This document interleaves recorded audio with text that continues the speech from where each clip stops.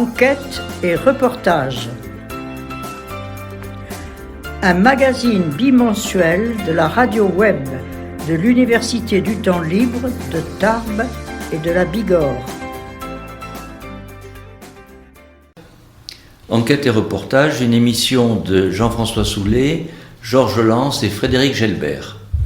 Aujourd'hui, nous recevons Marie Perrutte, secrétaire du groupe Tarbes-Bigorre d'Amnesty International.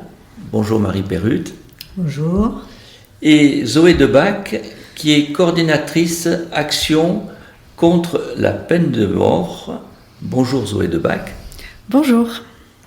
Donc vous êtes toutes les deux adhérentes à Amnesty International. Bien sûr. Oui. Une institution prestigieuse qui a eu le prix Nobel, si je ne me trompe pas. Oui, en 1977.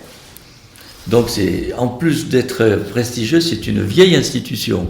Oui, qui a été créée en 1961 par Peter Benenson, qui est un avocat anglais. Eh bien, on aimerait bien savoir comment ça s'est déroulé, cette création, et que représente maintenant Amnesty International. Mais Amnesty International, maintenant, a 10 millions d'adhérents dans le monde. En France, il y a à peu près 109 000 adhérents. Et alors, dans le monde, ça veut dire il y a combien de pays où il y a des adhérents? Alors, combien de pays? Il y a 70 pays dans le monde qui ont une section Amnesty. C'est-à-dire Amnesty, on parle par pays, on parle de section. Par exemple, D'accord. Nous, c'est la section française. On est rattaché, le groupe de Tarbes est rattaché à la section française. Donc, cette grosse institution, ancienne, reconnue, mène des actions, mais il faudrait nous rappeler quel genre d'action elle a commencé à mener et qu'est-ce qu'elle fait maintenant. Oui, alors, il faut peut-être commencer par le début, c'est-à-dire... Ça serait plus simple. Que d'abord, Amnesty, c'est un mouvement mondial qui est indépendant de tout pouvoir politique, tout gouvernement, tout intérêt économique et toute croyance religieuse. Il ne reçoit aucune subvention et il est uniquement financé par les dons de particuliers ou par les adhérents. Alors, depuis, donc la création, c'est les années 60, donc l'action a beaucoup évolué parce qu'au départ, Amnesty a été créé par cet avocat anglais pour défendre les prisonniers d'opinion. Alors maintenant, on défend beaucoup plus de causes. C'est-à-dire qu'on défend toutes les causes qui se rattachent à la Déclaration universelle des droits de l'homme. Donc on défend tous les droits civiques, politiques, économiques, sociaux et culturels. C'est vaste, dans le monde. Donc, ça fait beaucoup de travail. Ça fait beaucoup de travail. Et la peine de mort, après les prisonniers politiques, il y a eu très vite l'abolition, la défense pour l'abolition de la peine de mort, aussi la torture. Et depuis quelques années, moi ça fait une quinzaine d'années là, que je suis adhérente à Amnesty, donc une quinzaine d'années justement, il y a beaucoup de campagnes qui touchent tous les droits qui sont inscrits dans la Déclaration universelle des droits de l'homme. Donc c'est énorme, effectivement. C'est-à-dire quand même que vous vous inscrivez dans une prise de conscience de droits universels. Les droits humains sont pour tous les êtres humains, quelle que soit leur culture, quelle que soit leur religion et où qu'ils habitent. Il y a des droits qui sont identiques pour tous ces gens-là. Pour tous ces gens-là, oui. C'est votre démarche. Vous savez que c'est remis un peu en cause en ce moment, mais enfin... Comment ça, remis en cause? Les droits fondamentaux remis en cause? Il y a quelques personnes qui considèrent qu'il faut respecter certaines cultures à part et qu'il ne faut pas leur appliquer les règles. Bon, on se lancerait dans un autre débat. Voilà, mais enfin, ce côté universel me paraît très important. C'est un côté universel qui est dans la ligne droite des Lumières et du XVIIIe français. Qui a donné lieu à la Déclaration des droits de l'homme aux États-Unis et en France. Bon, donc tous ces combats, vous en menez beaucoup, alors donnez-nous quelques exemples. Alors, quelques exemples. Au niveau quand même de la méthode, je vais dire deux mots très rapides, Donc, nous, on dépend d'Amnesty France, mais il y a aussi Amnesty International. Donc, les grandes campagnes, etc., souvent, elles sont décidées par l'international. Hein, le siège d'Amnesty est en Angleterre, à Londres. D'accord. Donc, pour justement lancer ces campagnes, comment agit Amnesty? Bon, d'abord, elle enquête. Parce que quand on avance des choses, il faut quand même qu'on ne dise pas des choses qui, après, on va vous dire, mais non, vous vous trompez, c'est pas vrai, etc. Donc, Amnesty a de nombreux chercheurs qui vont sur place et qui recueillent les informations. Voilà, qui sont envoyés par le siège d'Amnesty et qui recueillent les informations. Bon, attends, je vais vous donner un exemple parce que moi ça m'a... Oui, il faut donner des exemples. Oui, ça m'a frappé. Par exemple, il y a quelques années, mais ça continue toujours, Amnesty est toujours dans la campagne contrôler les armes. Hein, on dit le mot anglais, control arms. Bon, c'est contrôler les armes.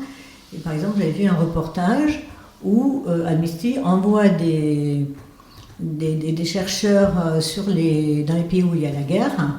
Et bon, c'est des gens très compétents et qui relèvent les matricules qui sont sur les armes.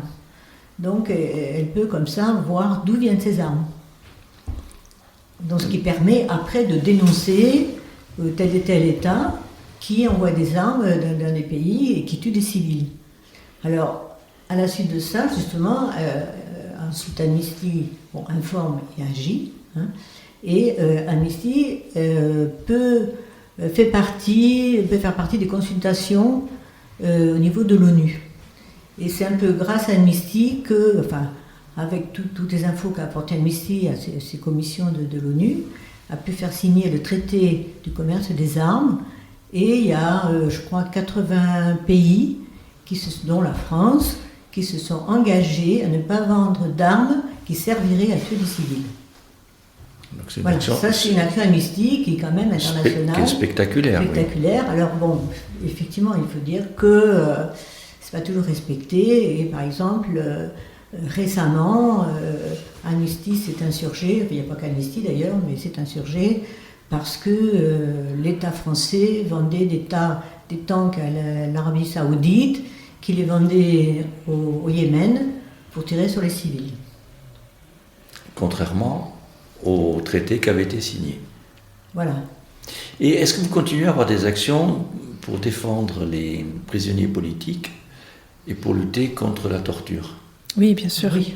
Il y a régulièrement ce qu'on appelle des actions urgentes, c'est-à-dire des lettres qui doivent être adressées, alors bien sûr maintenant c'est surtout des mails, mais on peut aussi envoyer par courrier, au pays en question, par exemple à une ambassade ou à un ministère, pour dénoncer le traitement de tel ou tel prisonnier. Et la plupart du temps, bien sûr, de prisonniers politiques, à moins que ce soit des prisonniers de droit commun, mais qui sont torturés. Là aussi, Amnesty peut intervenir. Et également pour les condamnés à mort. Ça, ce sont des actions qui paraissent emblématiques d'Amnesty International. Oui. Mais elles continuent. Oui, et c'est par là que Amnesty a été connue. Oui. Il y a à la fois les pétitions et les lettres. Oui, les pétitions donc, qu'on fait signer en public à chaque occasion, une projection, une manifestation, un stand dans la rue. Mais là, il n'y a que le minimum donc, sur les personnes, juste une signature, un nom, un code postal. Oui. Et par contre, chacun peut, ça c'est quelque chose que tout le monde peut faire, même sans adhérer à Amnesty, même sans militer dans des groupes comme le nôtre, peut se porter volontaire pour écrire ses lettres. Donc il suffit de donner son email et on reçoit la lettre toute prête et ensuite on peut l'envoyer telle quelle ou la transformer un petit peu. Donc les auditeurs peuvent très bien participer de cette façon. D'autres actions, à part ces deux-là, parce que vous avez donné un panel très large tout à l'heure. D'autres actions... Dans le domaine économique, Il y en a tellement. Ça, c'est quand même des actions principales que vous venez de décrire. Oui, ça c'est des actions internationales. Après, on peut parler de ce qu'on fait au niveau local. Par exemple, dans notre groupe de Tarbes-Bigorre. Ça nous intéresse. On fait régulièrement des manifestations et des expositions. Là, par exemple, il va y avoir une exposition sur les droits de l'enfant à Séméac, du 13 au 27 octobre, à la mairie. Et on intervient aussi, mais là ça fait 2 ans qu'on ne l'a pas fait à cause de la pandémie, mais on va reprendre, dans les établissements scolaires.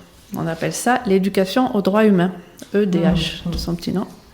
Plus précisément. On travaille avec des professeurs sur des thèmes. Ils vont nous demander, par exemple, une intervention sur la liberté d'expression et ses violations et ses sanctions dans certains pays, bien sûr. Et on prépare une présentation ou on prépare une activité selon les besoins. Et on va en classe et on fait participer les enfants. Donc là, par exemple, sur la liberté d'expression, c'est une éducation civique des enfants. Oui, voilà, en général, c'est presque toujours les professeurs d'histoire-géo qui nous font intervenir dans leur volet éducation civique. Parce que quelque part, au début, le droit des enfants, je pensais plutôt à la défense d'enfants maltraités. C'est aussi votre action. Oui, voilà. L'an dernier, il y a 1 an et demi, on a fait déjà une exposition sur les droits des enfants. Et on avait invité des classes, donc du CP au CM2, et on a parlé avec eux des droits des enfants. Mais bon, on parle bien sûr des enfants du monde dont les droits ne sont pas respectés. On ne parle pas de leurs droits. Bien sûr, on peut prendre des exemples qui les concernent pour leur faire comprendre, mais le but, c'est qu'ils prennent conscience qu'il y a d'autres enfants dans le monde dont les droits ne sont pas respectés comme les leurs le sont dans l'ensemble. Alors, comment est-ce qu'ils prennent conscience de ces droits, les enfants? Comment ça se passe? Par exemple, on leur passait une petite vidéo sur des enfants qui travaillent dans des mines de diamants. Et alors, qu'est-ce qu'ils disent, nos petits Français? Oui, c'est assez révélateur. Mais il y en a qui... ça dépend de l'âge et aussi de la personnalité. Il y en a qui comprennent, qui pensent d'abord à ces enfants qu'ils voient, ces victimes. Puis il y en a d'autres qui ramènent tout à leur petite vie et qui se plaignent de leurs petits problèmes. Et qui prennent pas du tout la mesure de ce qu'on leur présente. Mais c'est pas grave. Dans le lot, il y en a quelques-uns qui comprennent. C'est important, cette prise de conscience, puis elle peut être retardée, la prise de conscience. Ce qui a été dit fait son chemin. Ils ont quel âge, ces enfants? On l'avait fait au primaire, mais il y a d'autres interventions au secondaire. Qui ont lieu au collège. Alors c'est vrai pendant plusieurs années, on est intervenu dans les collèges de la ville de Tarbes, et particulièrement par rapport aux discriminations. Et c'était un peu justement dans le cadre de la campagne, une grande campagne nationale, internationale même, contre les violences faites aux femmes. Donc, de plus en plus au niveau d'Amnesty, on nous dit faites de l'éducation aux droits humains. Parce que c'est vrai que dans ce domaine-là, il n'y a pas que nous qui luttons, qui disons des choses, sur ce qui se passe sur les violences faites aux femmes. Mais il y a des violences faites aux femmes intéressant de voir. En France aussi, vous impliquez en cette France aussi, lutte. au niveau national. Mais je trouve que par l'EDH aussi, on peut aborder tous ces problèmes-là avec des enfants à partir de la 4e. Et on avait préparé un QCM pour les enfants, pour voir un petit peu comment ils réagissaient par rapport à la discrimination, à l'homosexualité, etc. C'était très intéressant. Alors là aussi, on a des réactions diverses. Alors ce qui se passe entre 4e et 3e, moi je sais pas, j'ai participé à l'intervention, et ce qui est assez curieux, c'est que par rapport à cette question de sexisme, les garçons sont beaucoup moins mûrs que les filles. 4e, 3e, je parle. C'est-à-dire qu'ils le ressentent moins, peut-être. Oui. Non seulement ils sont moins mûrs, mais ils sont moins concernés, évidemment. Et oui, ils sont moins concernés. Oui, mais quand même, ils sont moins mûrs, quoi. Ils ne sont pas victimes dans l'affaire, donc ils sont du bon côté des choses. Alors, donc il n'y a pas d'égalité homme-femme en France, alors, à l'école?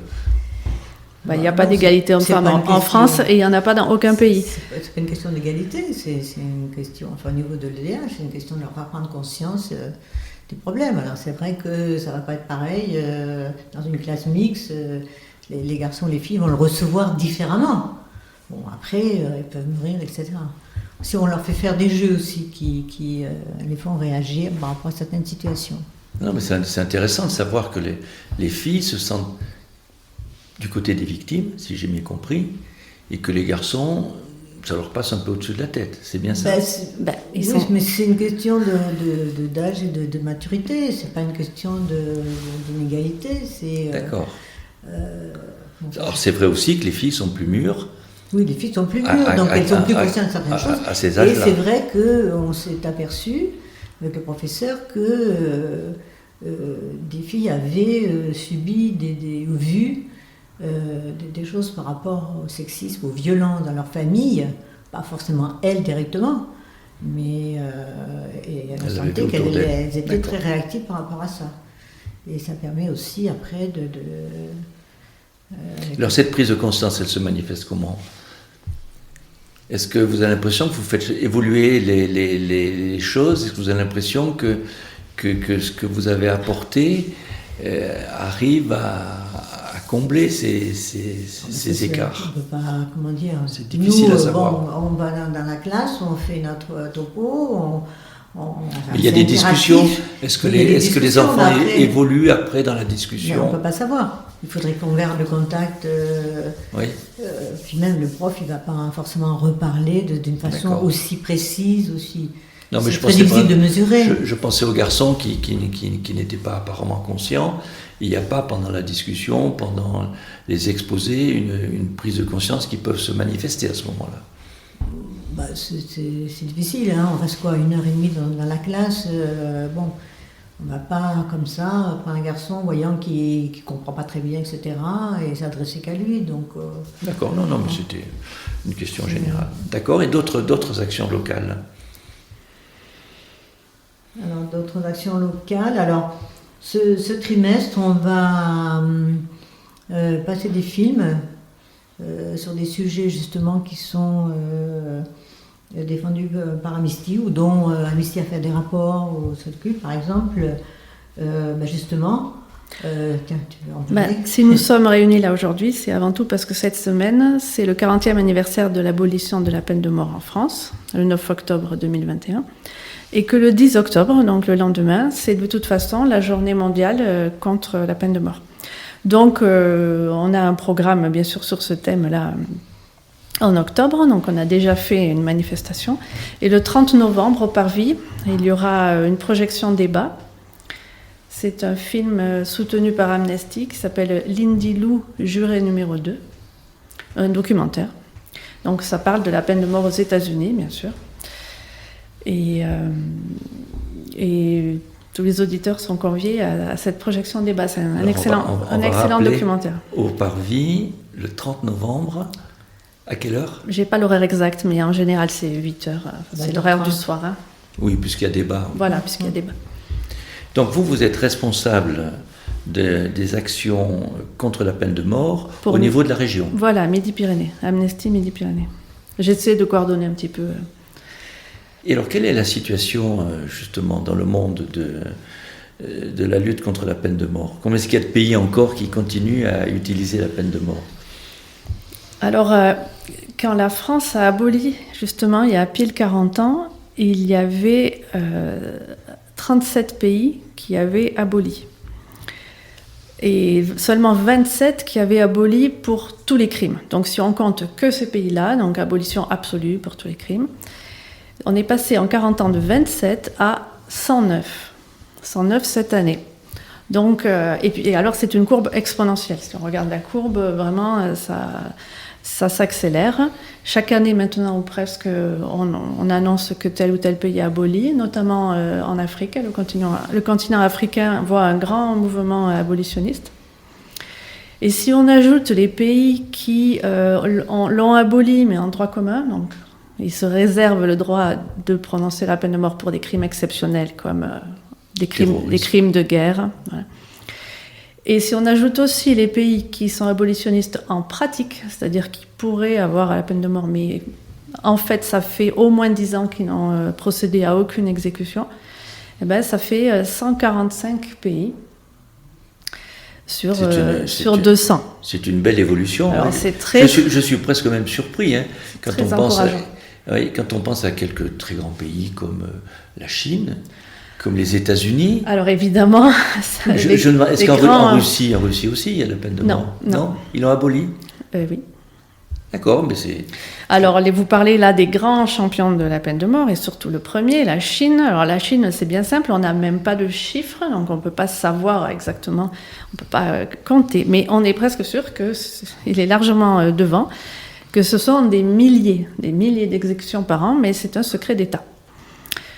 Donc, après ce gros numéro 1, où non seulement il y a la peine de mort, mais en plus il y a la peine de mort pour des crimes qui ne sont pas des crimes de sang, c'est-à-dire comme le trafic de drogue, par exemple. Et après vient cette année l'Iran. Alors l'Iran, 246 exécutions en 2020. C'est en fait ramené à la population, c'est eux les premiers en fait. Mais eux, ils incluent des peines de mort politiques aussi. Et voilà, il y a alors bien sûr, c'est pas dit comme ça, mais les chefs d'inculpation, ce sont des choses comme espionnage, propagation de la corruption sur terre, inimitié à l'égard de Dieu, insurrection armée contre l'État. Des chefs d'inculpation définis de manière extrêmement vague. On peut mettre tout ce qu'on veut dedans. Et c'est comme ça qu'on se débarrasse d'opposants politiques en Iran actuellement. Et il y a eu également, par exemple, en 2020, 23 exécutions encore pour des infractions sur les stupéfiants. Alors c'est beaucoup moins qu'avant, parce qu'en fait, l'Iran, alors, il y a des petits progrès, vous voyez, même dans les pays comme ça qui sont vraiment fanats de la peine de mort. Ils se sont aperçus que la peine de mort n'enrayait en rien le trafic de drogue en Iran, qui apparemment est assez intense. Et alors, ils ont baissé la quantité de drogue qu'il fallait pour prononcer une peine capitale. C'est comme ça qu'on a eu beaucoup moins de personnes exécutées. Donc, c'est comme s'ils entérinaient le fait que, comme on le sait depuis très longtemps, et il y a des études depuis des dizaines d'années là-dessus, que la peine de mort n'est pas dissuasive. Elle n'a jamais, sa disparition n'a jamais fait augmenter la criminalité dans un pays, et à l'inverse, son apparition, son utilisation n'a jamais fait diminuer la criminalité. Et c'est comme si l'Iran, là, elle avait vraiment remarqué concernant le trafic de drogue, et a quand même rectifié sa législation. Donc il y en a moins qu'avant, et pourtant il y en a encore beaucoup. Ce que vous soulevez, c'était le grand débat quand j'étais jeune, dans les années 60-70. Est-ce que la peine de mort était dissuasive ou pas ? Et on s'est rendu compte par la suite qu'elle n'est pas dissuasive. Mais non, oui. Oui, c'est dans les années 70 que l'ONU a fait des enquêtes approfondies qui ont démontré que ce n'était pas le cas. Par exemple, dans plusieurs pays, citons au Canada, dans les années 70, où il y avait la peine de mort là-bas, entre les années 70 et maintenant, la criminalité a été divisée par 2, alors qu'on a aboli. Donc, ce sont tout à fait d'autres facteurs qui induisent la criminalité, et notamment les conditions de vie de la population, bien sûr. Alors, il y a encore la peine de mort pour des déviances, entre guillemets, sexuelles. Les homosexuels sont condamnés à mort dans certains pays. Dans beaucoup de pays, oui. Dans beaucoup de pays ? Enfin, dans beaucoup. En Iran, par exemple, il n'y en a pas eu cette année, mais c'est une possibilité. En Arabie Saoudite, enfin, beaucoup de pays qui sont caractérisés par une dictature, un régime qui n'est pas démocratique, et par un fond d'islam. Oui, religieux. Puisque c'est toujours inspiré de la charia. Et en Europe, est-ce qu'il y a encore des pays qui gardent la peine de mort ? Un seul, le Bélarus. C'est original, ce Bélarus. Oui. Original dans sa dictature. Dans sa façon de gérer, oui. Et pour son dictateur en chef.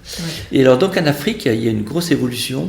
Oui, le continent évolue rapidement vers l'abolition. Il y a 3 pays qui ont voté un moratoire en 2020, et il y en a 2 qui ont aboli, là encore tout récemment, en 2021. C'est le Malawi, mais apparemment il s'est rétracté, donc c'est pas encore entériné, et le Sierra Leone. Et il y avait que 3 pays qui exécutaient en Afrique là, en 2020. On donne tous les chiffres pour 2020 parce que c'est une année complète, on a un rapport précis. C'est la Somalie, le Botswana et le Soudan du Sud. Le Botswana, je suis étonné. Botswana, c'est un pays relativement calme. Je me demande même si c'était pas démocratique. Oui, je ne sais pas trop, mais c'est probablement des crimes de droit commun, des meurtres. Il y en a eu 3. C'est pas énorme, mais c'est déjà beaucoup trop. Il ne devrait y en avoir aucun. Et en fait, c'est très concentré en Asie et au Moyen-Orient. Donc, d'accord, ça veut dire que de notre côté, en Amérique du Nord et du Sud, c'est quasiment disparu. Pour la 12e année consécutive, dans les Amériques, il n'y a que les USA, les États-Unis, qui ont exécuté en 2020. Tous les autres pays d'Amérique latine, soit sont abolitionnistes, soit le sont en pratique. Ils ont ce qu'on appelle un moratoire. Ils ne font plus d'exécution. Et les États-Unis, qui se disent la plus grande démocratie du monde, continuent à exécuter. Alors, Biden, depuis son arrivée, il est très opposé à la peine de mort, a imposé un moratoire fédéral. Donc, en fait, un temps de réflexion, il aimerait bien qu'on aille vers une proclamation fédérale de l'abolition, pour qu'ensuite les États soient entraînés vers l'abolition. Mais, on ne sait pas ce que ça va donner encore. Mais par contre, Trump, juste avant de partir, à la fin 2020 et même début 2021, il s'est dépêché de faire exécuter 10 personnes au niveau fédéral, alors qu'il n'y avait pas eu d'exécution fédérale depuis très longtemps, 15 ans ou 20 ans. Et c'est comme ça que cette année, on a eu 17 exécutions, 7 seulement dans les États, surtout Texas, comme d'habitude, et 10 au niveau fédéral. Alors qu'avec la pandémie, on pensait qu'il y en aurait presque... Donc Trump s'est affirmé comme un partisan de la peine de mort. En plus, il a nommé à la Cour suprême des juges très conservateurs. Oui. C'est pour Cour ça suprême que qui aurait pu jouer un rôle pour abolir la peine de mort. C'est pour ça que c'est pas évident. Est-ce que Biden pourra jouer les cartes vers une abolition fédérale avec la Cour suprême? C'est pas gagné. Mais il y a quand même des bonnes nouvelles aux États-Unis, c'est que là, pareil, c'est un peu comme dans le monde, régulièrement, il y a de nouveaux États qui abolissent ou qui commencent une réflexion en vue de l'abolition. Et là, cette année, c'était le premier État du Sud conservateur, du Sud confédéré, c'est ça ? C'est la Virginie, donc c'est un gros symbole. La Virginie a aboli... La Virginie, c'était presque le leader de la Confédération du Sud. Oui. Eh bien, c'est le premier État du Sud à abolir et le 23e aux États-Unis. 23, c'est pas loin de 25, c'est-à-dire c'est pas loin de la moitié. Mais je crois qu'aux États-Unis, il y a quand même quelques États qui n'ont pas aboli la peine de mort, mais qui ne l'appliquent pas. Oui, c'est pareil. Il y a aussi il y a les actifs et puis les neutres. Mais en tout cas, ça progresse également régulièrement aux États-Unis. Donc, un jour ou l'autre, cette anomalie devrait disparaître. Cette seule grande démocratie qui exécute, peut-être, ça sera plus le cas. C'est assez satisfaisant de voir à quel point, et de façon impressionnante, l'abolition de la peine de mort régresse dans le monde, alors qu'on a l'impression qu'on est dans un monde qui est de plus en plus violent. C'est vraiment une phrase très générale. Il faudrait définir ce que ça veut dire violent. Il faudrait compter les crimes, mais de manière générale, ce qu'on sait, à part les pays en guerre et en crise. Pas violent, mais la criminalité... De tout, pas la criminalité. Oui, alors, est-ce qu'on parle de pays en guerre? Est-ce qu'on les compte? Est-ce qu'on... C'est difficile de faire un tel jugement. Mais dans la plupart des pays stables, qui ne sont ni en guerre ni en crise grave, la criminalité elle a plutôt tendance à diminuer. En tout cas, en Europe, c'est le cas. Ça, c'est évident. Depuis 50 ans, la criminalité a diminué. Oui. Ça, c'est important. Donc, dans vos actions, en plus de cette soirée au Parvis autour d'un film et d'un débat, je rappelle le 30 novembre, vous avez d'autres actions ? Alors, oui, pourquoi le 30 novembre ? Parce que le 30 novembre, c'est la journée d'un mouvement qui s'appelle les Villes contre la peine de mort.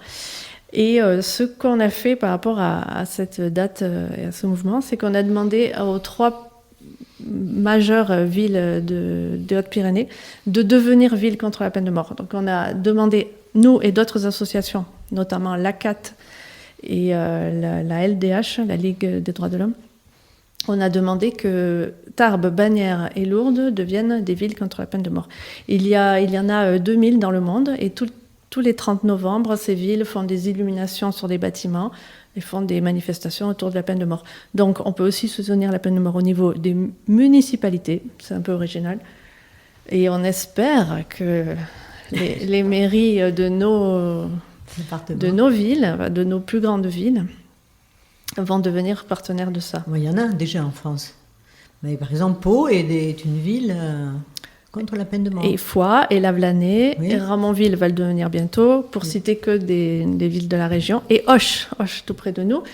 Il y a bon espoir, la municipalité a donné des bons signes, il n'y a rien d'officiel, mais il devrait le faire bientôt. Eh bien, on va terminer d'abord sur cette constatation des progrès de l'abolition de la peine de mort, et puis sur l'espérance de progrès dans les Pyrénées, dans la lutte contre la peine de mort. Donc, merci Zoé Debac, merci Marie Perrutte, et rendez-vous pour tous nos auditeurs au Parvis le 30 novembre.